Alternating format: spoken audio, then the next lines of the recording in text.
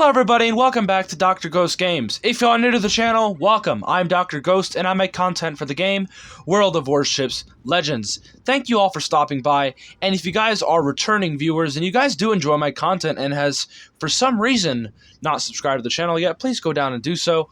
And yeah, regardless of all of that, we're here to talk about the USS Farrugut DD-348. But before we get into the ship, we have to look at the upgrades and loadout. We have Aiming Systems Modification 1, along with, we are basically fully upgraded, so keep that in mind. We have High Explosive, Armor Piercing, we have, of course, Torpedoes, it is a destroyer.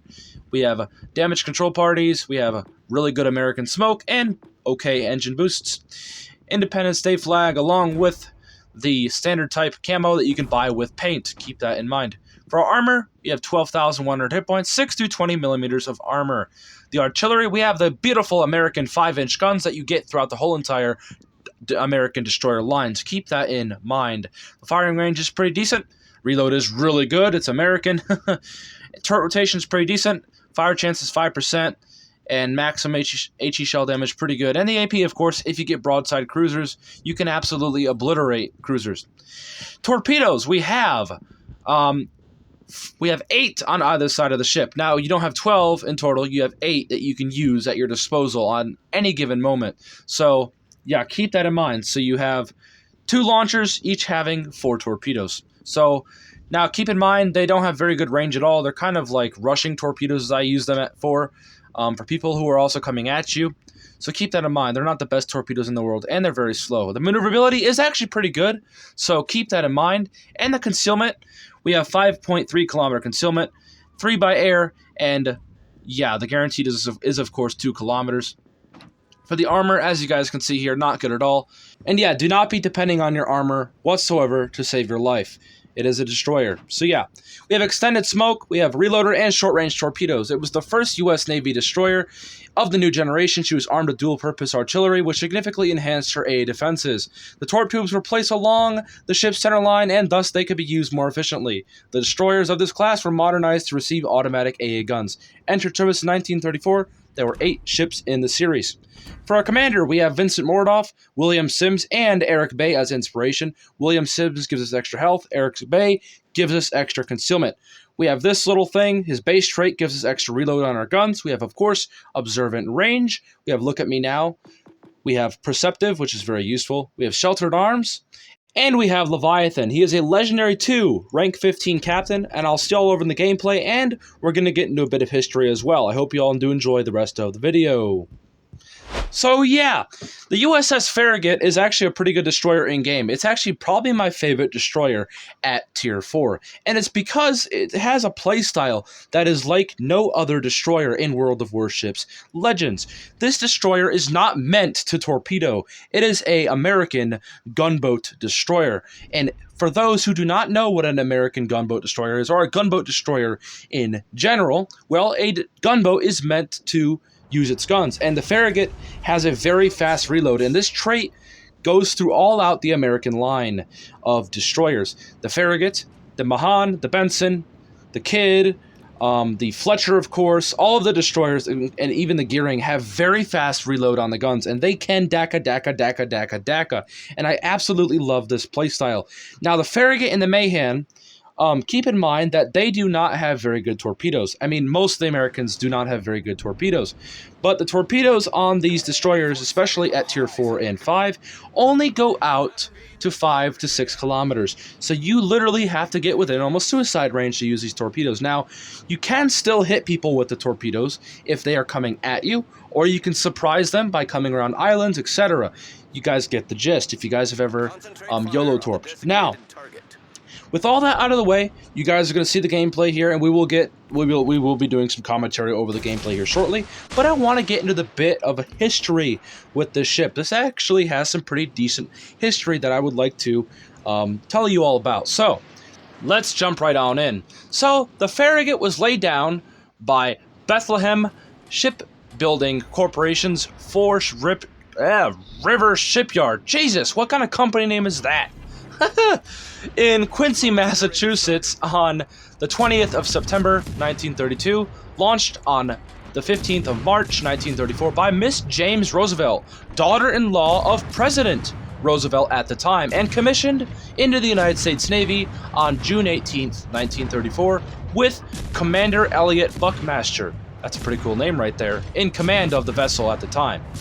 Because it was nearly 14 years since a new destroyer had been commissioned into the United States Navy, Farragut devoted much of her early service to developmental operations, cruising out of her home port of Norfolk, Virginia to the Caribbean and along the East Coast. On the 26th of March, 1935, she embarked with Franklin Delano Roosevelt at Jacksonville, Florida, and the next day carried him to a rendezvous with a private yacht. Farragut escorted the president's yacht on a cruise to the Bahamas on the 7th of April.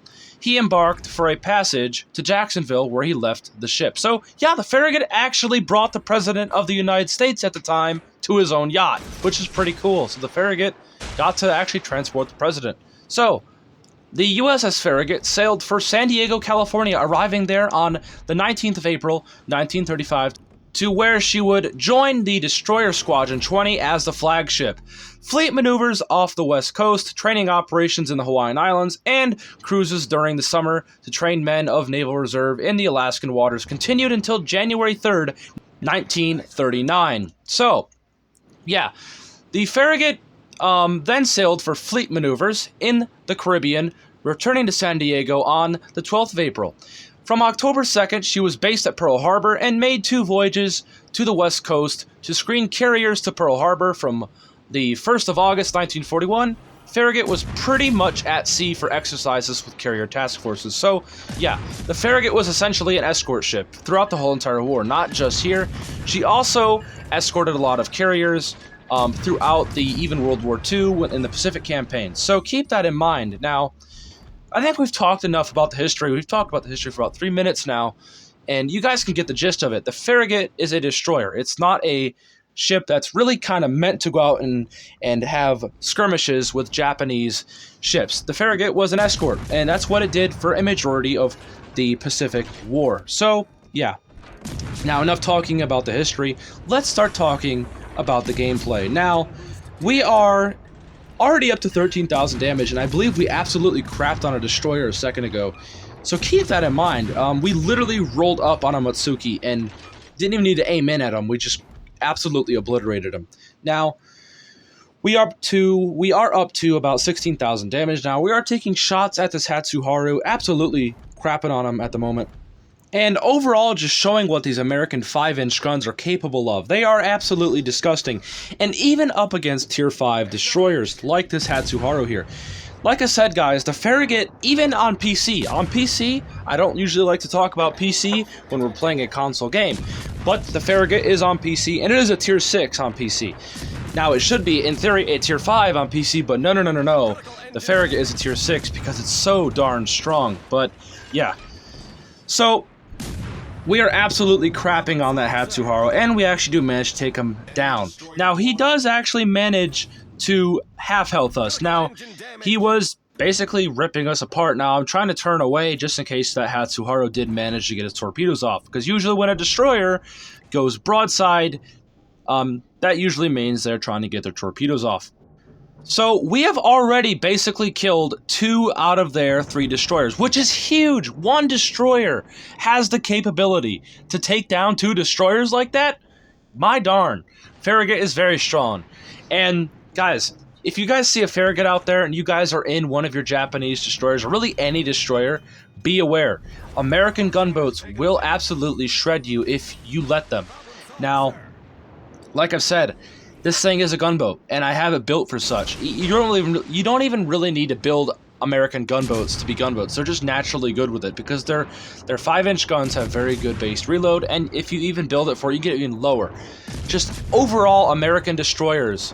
I'm not even being biased when I'm saying this. Like, just because I'm American does not mean, you know, I love the ship. No. It actually is a very strong ship, and anybody can back me up on this if they've been playing this game long enough. American destroyers are absolutely disgusting, and if you are in a gunfight with them, 9 times out of 10 you will lose the gunfight unless you are also a gunboat. So keep that in mind. So if a Japanese destroyer captains out there, any stealth torpers, beware when you guys see American destroyers. So we are actually up to 31,000 damage. We have 2 kills already. We killed 2 full health destroyers. That's going to be a lot of XP here coming up at the end. But ultimately, we're doing our role. We're taking out the enemy destroyers, which is helping our team tremendously. And that is your role in these American destroyers, is to take out the other destroyers. We have twist and track for a reason. We used it on the Matsuki at the beginning of the match, and we took down the Hatsuharu here as well. And now we are fighting this Texas. We're trying to help our Bayern that is very low on HP to hopefully maybe get a fire on him and take him down. So yeah. Now, you guys have to have a bit of balls when playing these destroyers. These destroyers are usually meant to be spotted 60 to 70% of the time. And yeah, I have still half my HP, but I'm still shooting at this Texas. I ain't giving up. When I'm in my American gunboats, I will keep firing and firing and firing and firing and firing until I can't fire no more, or until I need to disengage. And that's what you guys should be doing. Anytime you guys see an opportunity to shoot something, shoot something. And when they start shooting back and hitting you consistently, you guys got the smoke to use it. You guys can sit in the smoke like we were at the beginning of the match. You know, these American gunboats are built for guns. That's literally what they are. And to play them as such is how you play the ship. And it's how you have the most success with the ship as well.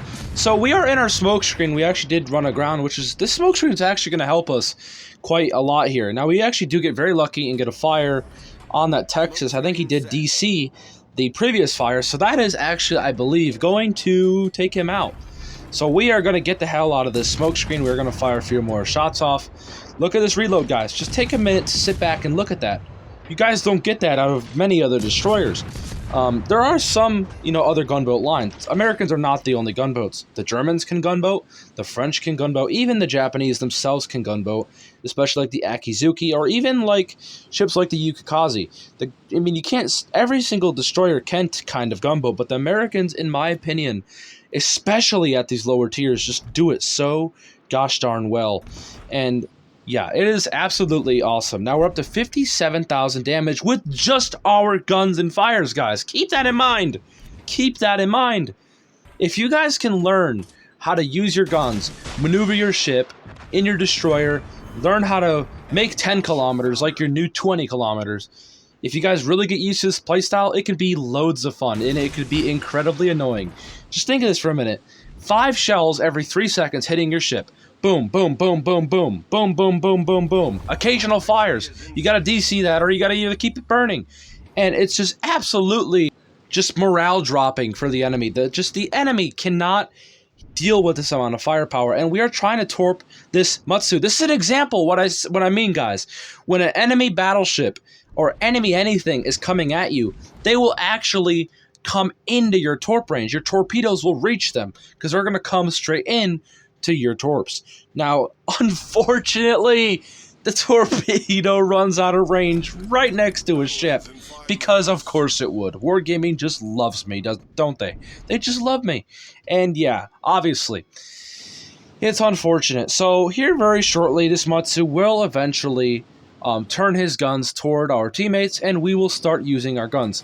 Like I said, you guys gotta have balls of steel when playing these American gunboats. Anytime there's an opportunity, if the battleship isn't looking at you, use your guns. I mean, seriously, there's been times in my Farrugut where I was on 3 to 2,000 HP, even 1,000 HP, and I would still fire at a battleship.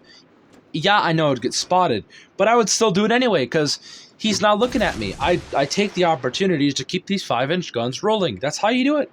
That's literally how you do it. Now, you can't be a complete idiot about it. You can't sail in a straight line and shoot at somebody while they keep hitting you and then die. No, you gotta take shots when you can. Don't be shooting at somebody that is absolutely crapping on you.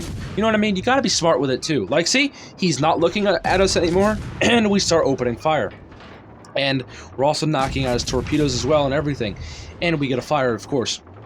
Now, yeah, that's just how these American gunboats are meant to be played. And they are definitely, like the Mighty Jingles has said, the most adrenaline-rushing kind of class you'll ever be able to play.